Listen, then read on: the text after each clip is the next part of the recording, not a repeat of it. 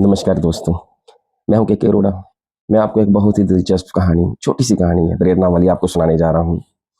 एक लड़का रेगिस्तान में भटक गया था। काफ़ी दूर चलने के बाद जब वो थक गया, उसे कुछ नज़र नहीं आ रहा था। प्यास से बहुत बुरा हाल हो रहा था। उसके बाद जो पानी था, खाने-पीने का सामान तो काफ़ी ख़त्म हो चुका हुआ था। अब उसको कोई उम्मीद नज़र नहीं आ रही थी। रेगिस्तान में फँस गया हुआ था। अब उसे दूर से एक झोंपड़ी नज़र आई, बहुत दूर थी। लेकिन उसे लग रहा कहीं ये मेरा भ्रम ना हो, क्योंकि रेगिस्तान में अक्सर कभी-कभी जल भी ऐसे नज़र आ जल के रेत ऐसी चमकती हुई नज़र आती है, जैसे लगता है जल है। तो कहीं ये भी वो वैसा भ्रम ना हो। तो वो धीरे-धीरे जैसे ही वो अपनी झोंपड़ी के पास पहुँचा, तो बड़ा खुश हुआ कि ये तो सचमुच में है। अब झोंपड़ी के पास जैसे ही आया, उसके अंदर पॉजिटिविटी आनी शुरू हो गई, सकारात्मक विचार आने शुरू हो गए। शुक्र है यहाँ पे कुछ ना कोई तो ज़रूर होगा जो मेरी हेल्प कर देगा। जैसे ही वो झोंपड़ी के अंदर गया, तो हैरान हो गया, वहाँ पे कोई भी नहीं था, बिल्कुल वीरान। सोच में पड़ गया अब क्या होगा? यहाँ तो कोई नहीं है। तभी उसे वहाँ पे एक हैंडपंप नज़र आया।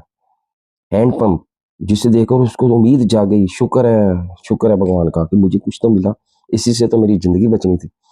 जैसे वो हैंडपंप की तरफ गया, हैंडपंप को जैसे ही उसने पंप करना शुरू किया, तो पानी तो आ ही नहीं रहा था। बोले ये क्या?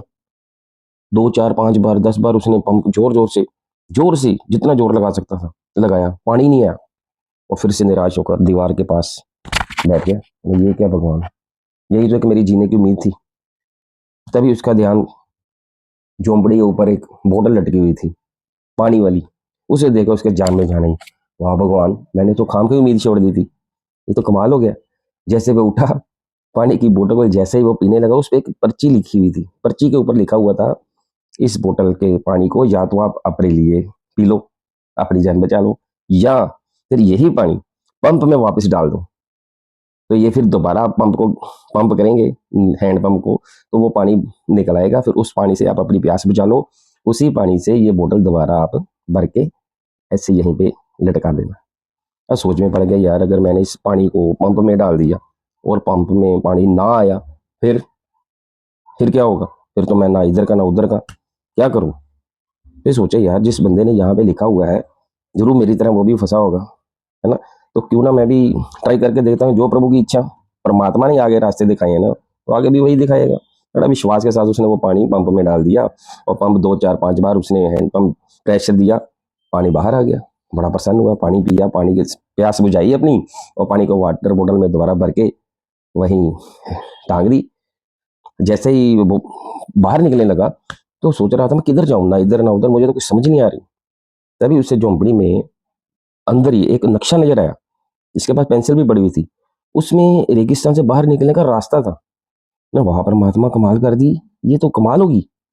उसने वो नक्शे के हिसाब से देखा कि हाँ ठीक है, मुझे अब इस दिशा में जाना चाहिए।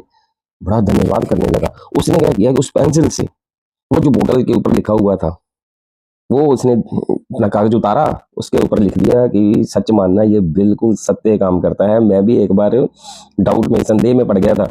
ये आप संदेह मत करना, जो भी यहाँ पे आएगा मुसीबत में फंसा होगा, अगर ये वाटर बोतल नजर आए जो लिखा हुआ है, इसे सत्य समझना। हाँ जी, इससे दूसरों का भी कल्याण होगा। जैसे मेरा हो गया, किसी ने किया, मेरा हो गया, आप करेंगे तो किसी और का होगा।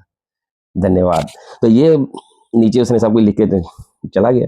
इस कहानी का सार ये निकलता है कि जिंदगी में बहुत सारी परेशानियां कई बार आ जाती हैं, लेकिन हमें आस्था तो परमात्मा पे रखनी चाहिए ना।